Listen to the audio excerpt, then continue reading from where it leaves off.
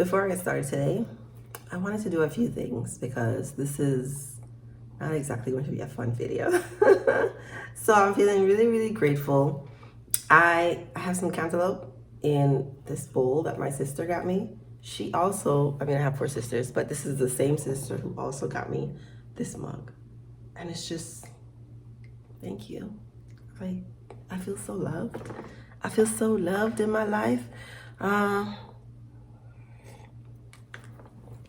Anyway, the next thing is I have this thing called, 365 gathered things. And it's just a bunch of quotes. It's just a bunch of quotes. But when I saw it online years ago, I was like, I need to get this. I need to have it. And I envisioned myself like having it in my office and people pulling it out when they came in. I don't know. But I just do it for myself now. Sometimes it's a part of my gratitude practice or my spiritual practice. And this one, just one for today. It's pretty long, actually. The grace of God means something like, here is your life. You might never have been, but you are, because the party wouldn't have been complete without you. Here is the world. Beautiful and terrible things will happen. Don't be afraid. I am with you. Nothing can ever separate us. It's for you. I created the universe. I love you. There's only one catch. Like any other gift, the gift of grace can be yours only if you'll reach out and take it. Maybe being able to reach out and take it is a gift too. By Frederick Buchner? Perfect for today, I would say. Perfect for, the topic of the video, which is should I care about the Black community? Is that my responsibility?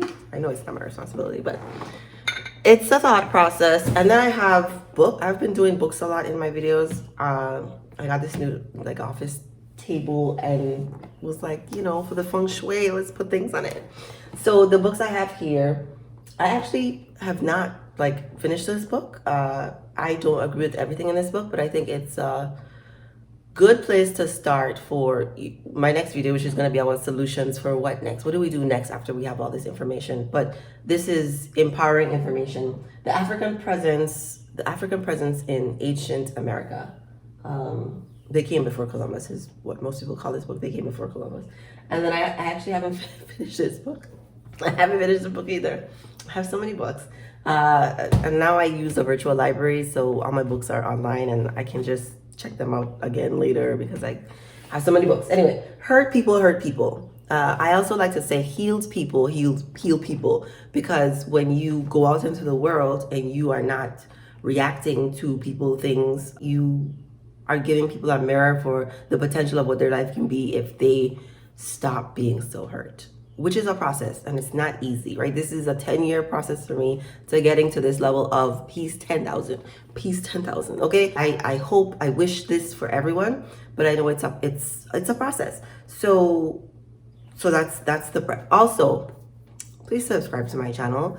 And if you like this sort of content, you think that this sort of content should be elevated in the algorithm, then please share this video so other people can see it and subscribe, okay? So I took a lot of notes.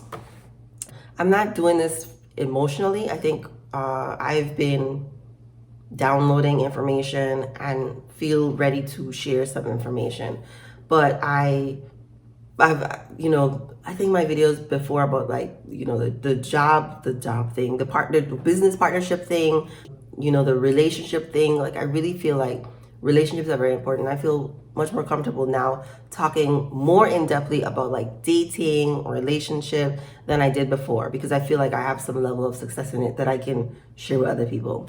That's a lot of intro, right? Timestamps for the video.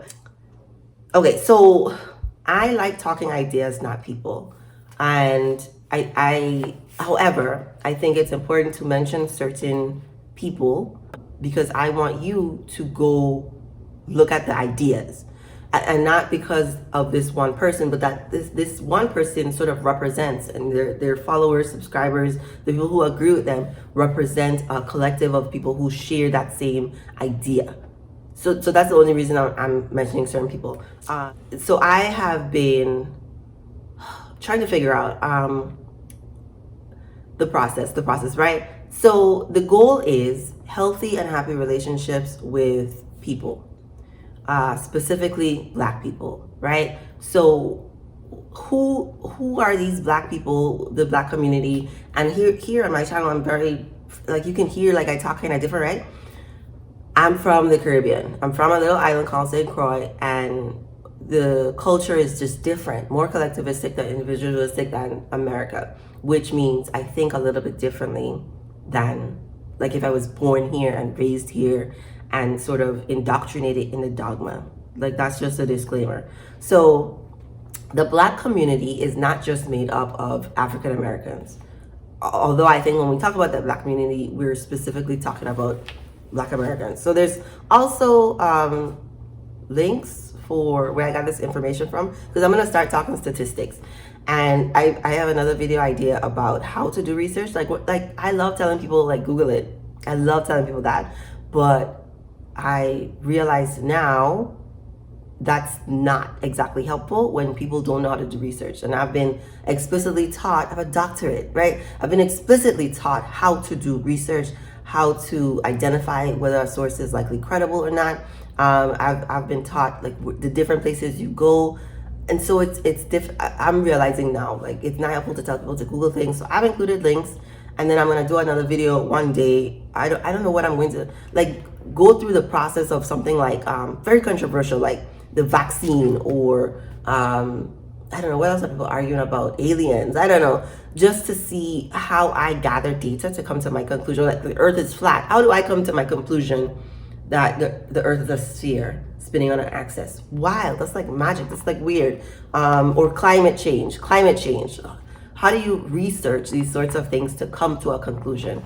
I have an idea for that, because I think people just don't know. They didn't go to college. Definitely didn't go to grad school. Most people didn't go to grad school. People with PhDs represent like 3% of the population. That's wild, you know? So I'm not expecting certain things from certain people. And I think that's where I differ. I give a lot of grace, like the card said, I give a lot of grace to people because I understand that most people are on autopilot. Most people don't have enough. Most people are in scarcity mindset. Most people are living in fear. And the goal on my channel is to transition to abundance mindset. You can do whatever you want. You can be whatever you want. You can be with whoever you want. You know, if you're living in abundance, then you're really going to resonate, align with what it is that you want. Anyway, the Black community, right? 14% of Americans are Black, identify as Black. This doesn't include biracial, and it doesn't include Hispanic, Black Hispanic. I think this is Black non-Hispanic. You can go look at the census. 14%, right? What is how do you even see 14%? I think it might be helpful to look in 100 people, 14 people would be Black. Most of those people are white. Maybe one or two of them are another race. So in America is overwhelmingly white by design, because they came over here and colonized the area. 1 in 10 or 9% of Black people living in the United States are born elsewhere.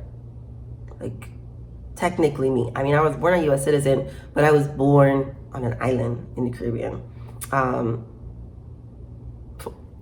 1 in 10 Blacks are foreign born. So immigrants make up 10% of Black people in the United States. And most of the Black immigrants come from Jamaica, Haiti, Nigeria, or Ethiopia. So Black people come from other different places too, like South America, or St. Croix, like where I'm from, but we make up such a small portion. So when you think of Black immigrants, you probably think of Jamaicans. If you've ever lived in South Florida, gone, you may think of Haitians too, because they largely congregate in Florida, New York, those sort of places.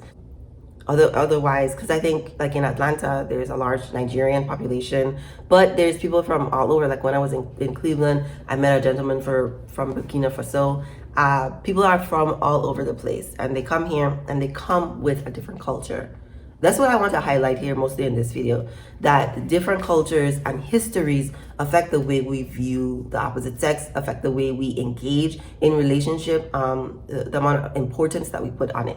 So I think I clearly if you've seen any of my other videos, I clearly have a different perspective than what predominates online, especially in the YouTube space. Okay, so we're talking about marital status. Black immigrants get married at a rate of 48% compared with the overall population. It's pretty similar to the overall population. No, the overall population gets married at 60%. I think white people get married at a rate of 60%. Black people born in America, African Americans, people who probably identify as African America. I don't identify as African America. I'd say I'm Black Caribbean, but people who identify as African American typically get married at a rate of 28%. So already there's differences, and then we want to figure out, like, what is the difference? What is the difference? Slavery. Okay, the end of the video, slavery, that's the reason. But there's things that we can do to adjust for this, and a lot of what happened in slavery isn't happening now, except the mindset, right? So I like to empower people to focus on their mindset to get the sort of outcomes and results that they want. I think some people don't like that. I mean, in my next video, I'm going to talk about micro and macro solutions, but typically you cannot influence macro solutions. So a lot of my videos focus on what you, the individual, can do to get what it is that you want. Okay. I need to start talking about, like, the YouTube channels that I've been watching, because those are helpful in understanding the black community, the black community, I guess. The leading cause of death amongst Black men is homicide, up until I think age 45, and then that changes to heart disease. They list unintentional injuries. Typically, car accidents kill people in their early 20s because, you know, the prefrontal cortex is not developed. They make a lot of not so good decisions, risky, drive too fast kind of things, and they end up getting in car accidents. You should be more afraid of car accidents than COVID, okay? But people don't want to hear that. Anyway, white people, their leading cause of death is unintentional injuries. That's usually car accidents, or like job-related accidents, those sorts of things. One of the things that stood out to me, and I've said this before about white people, white men, and suicide, right? The suicide is a leading cause of death for Black men, but it's lower in the leading cause of death. A Black person is more likely to be killed by another Black person than they are like a Black man. A Black man is more likely to be killed by another Black man than he is to die by suicide. But white men, especially when they get into their 40s and 50s and 60s, if they have health problems, or if they realize the world is not what they thought it was going to be, they're more likely to die from suicide, because they usually use more lethal forms of instruments, like guns. They usually kill themselves by shooting themselves in the head. And I should have said trigger warning, right? I'm sorry. And I know I was going to make a point about them looking at the world as it is now being so different from what it used to be, because by 2050 I think there's going to be more non-white people than white people, and to me that's a natural progression of things, of the universe. The earth already has more non-white people than white people. So with the way that we're intermarrying and intercultural and the internet and social media, wouldn't it make sense that, you know, white people and non-white people would start to partner and have children? And I don't know, I think the whole world at one point is going to be a bunch of mixed people, and we'll find other things to argue about. I would like to highlight that in the conversation of the Black community, and the way the Black community tends to engage in the oppression Olympics. I don't participate in the oppression Olympics, but I like to highlight the fact that Native Americans have worse statistics than Black people in America. Like across the board, almost everything. Native Americans, if you don't know anything, you can go, I think PBS has a historical, you know, documentary on what happened when white settlers came in. It was genocide, and it was a lot of programming, a lot of brainwashing programming, a A similar thing has been done to Black Americans over an extended period of time, but I think Black Americans have always sort of fought back, pushed back, and are better in a lot of ways than they used to be. So, okay, the YouTube space of Black community, right? People who explicitly talk about the Black community, wanting the Black community to be better. Remember, this is not about the people. This is about the ideas behind the people. And I just think it's helpful that you know where I'm coming from, what I've been exposed to. And then next video will be all about solution, because I definitely, when I engage with these content, I'm always like, what's next? Like, what are you gonna do? Because nothing is going to stop me. Not racism, not sexism, nothing is gonna stop me from achieving my dreams. So yes, there are challenges, there are barriers. Yes, it's harder. I'm not one of the people who said things should be fair. Well, this is not fair. It's not fair. It's not fair. The game is rigged. I'm also not, if you can't beat them, join them. No, I'm saying there is a way to navigate the system without continuing to enforce white supremacist ideals on people. You can navigate the space of life without hurting people, right? You can read the book too. You can engage with your community without scamming them, right? Like you can do all that sort of thing, which makes me think of JT. So here's what's happening a lot on the internets, right? So I have here some notes. I was recently watching a YouTuber called Themis Thought, and I think his name is Themis, and he calls everyone, like his followers, thought, like anyone who comes in and engages in commentary thought, like y'all. He has long format videos where he talks about ideas, he gives like reactions to other people's videos, and he brings on like people from the community to discuss and have discourse. I think he went to law school, is a lawyer. So he's been explicitly taught how to engage in discussion, in debate.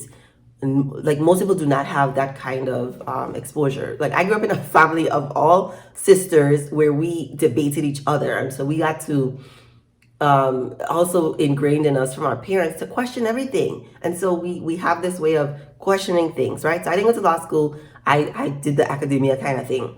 But listening to his channel, I think helps to understand the different sides of things. He's much more balanced than a lot of people engaging in this sort of discussion of Black community online. And so I hope that his platform continues to grow. Do I agree with everything he says? No. I don't think that we're supposed to agree with all of each other, but I think that we can respect each other, respect each other's opinions, acknowledge the facts, acknowledge that this is the way it is, right?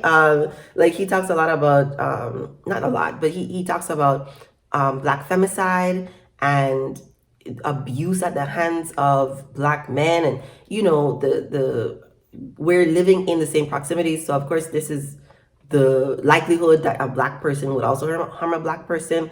But because I've been exposed to research and worked in the field, like I know certain facts about Black women being.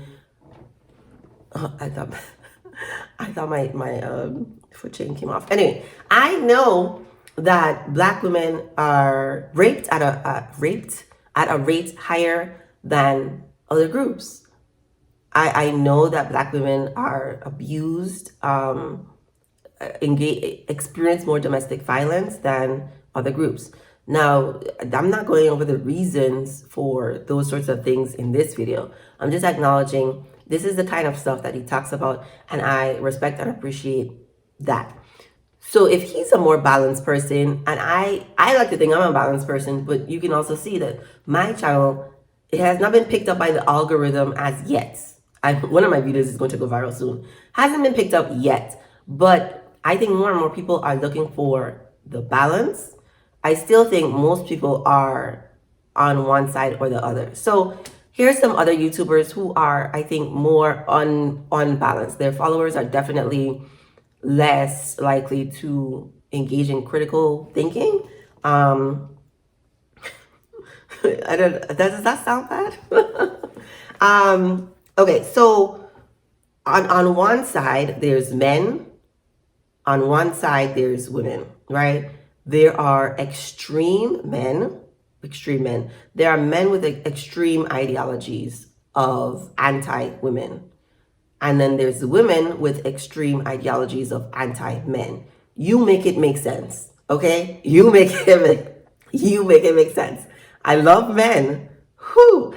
I love men, but I also acknowledge that my experience in this world is not everyone else's experience. I've had very, very, very, very pleasant experiences with men. Not to say everything has been great, right? On my channel, I also talk about being in an abusive relationship. I acknowledge my role in the toxicity of it. I was raised by my father. So there's just certain things I am not going to say about men. And I'm really not here to defend men or defend women.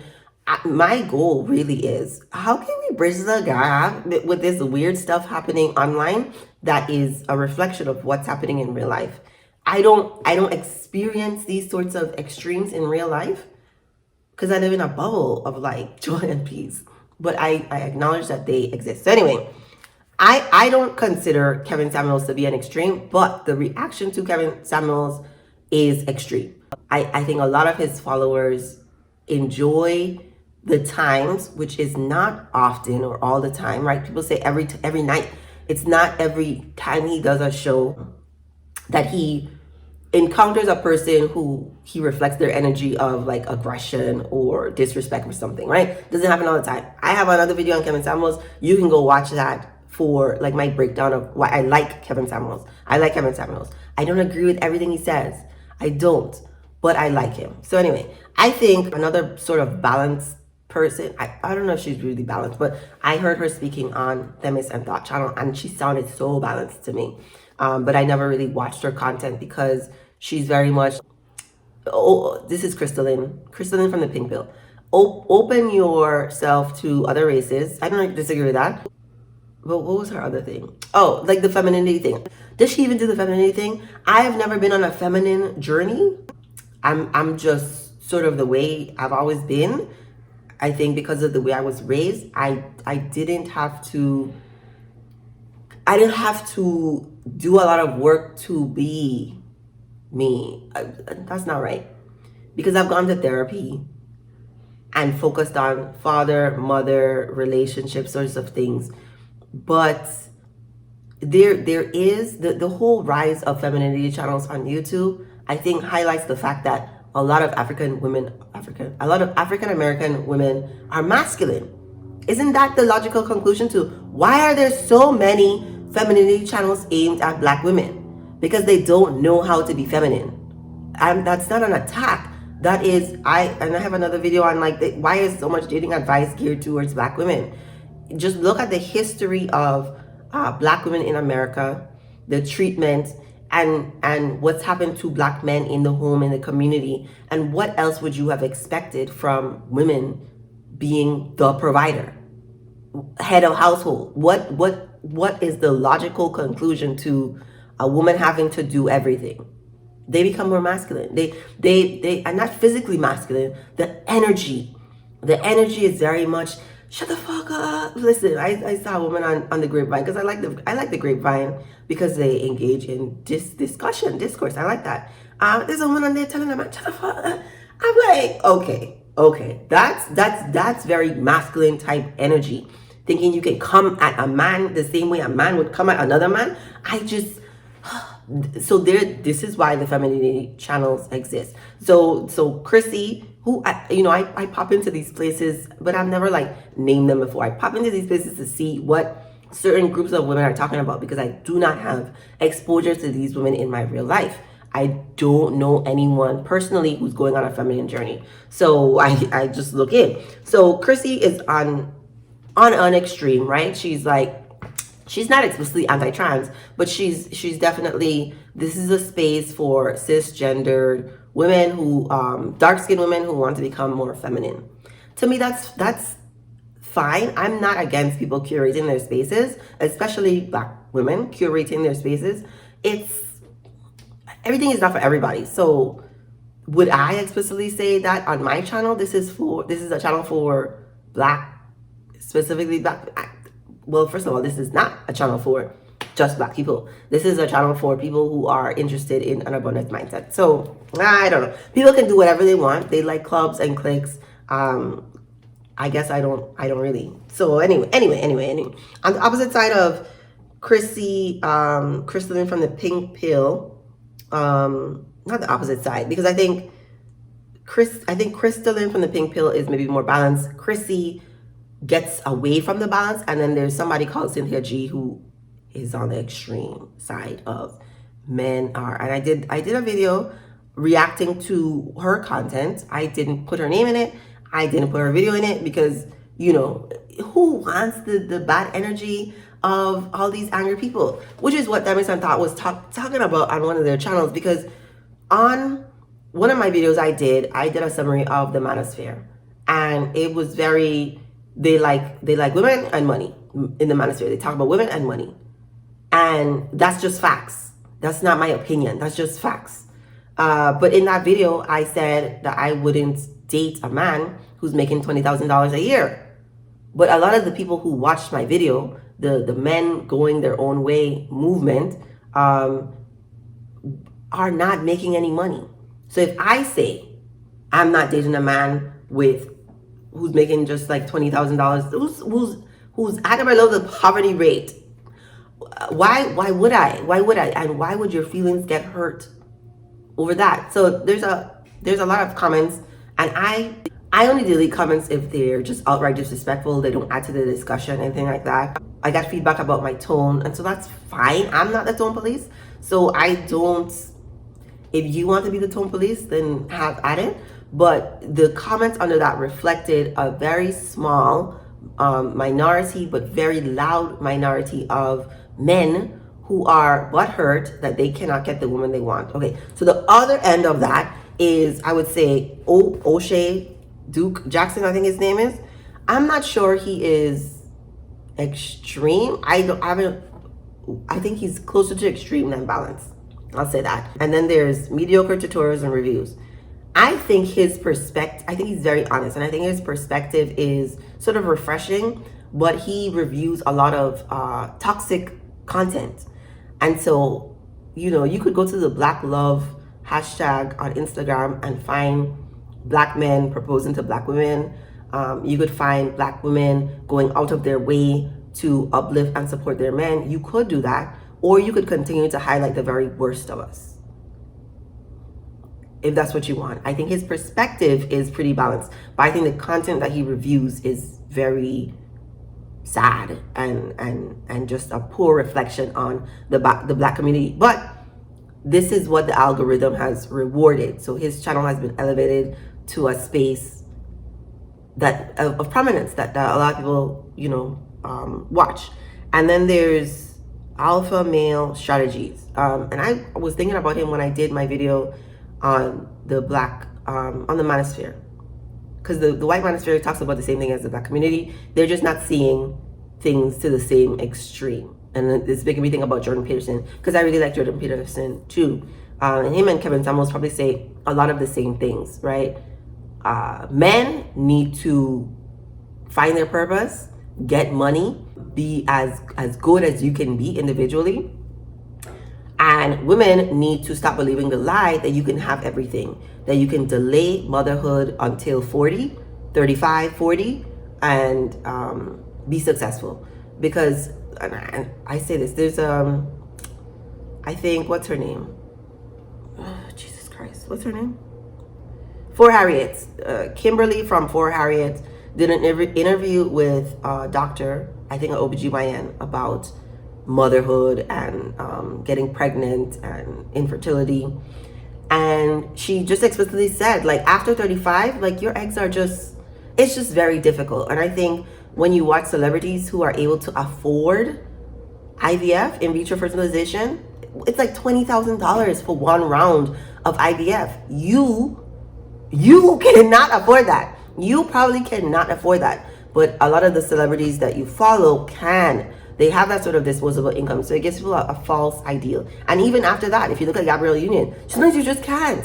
Sometimes you just can't. Sometimes your body just can't. So, you know, they both talk about not delaying motherhood. And I think, I don't understand people want biology to not, people, is it people? Some of the conversation online is a lot of not acknowledging biology or being mad at biology. Now, if you don't want children, that's one thing. But if you do, you should probably have them before 30. You should probably have them before 35 if you really want children. Why are you waiting?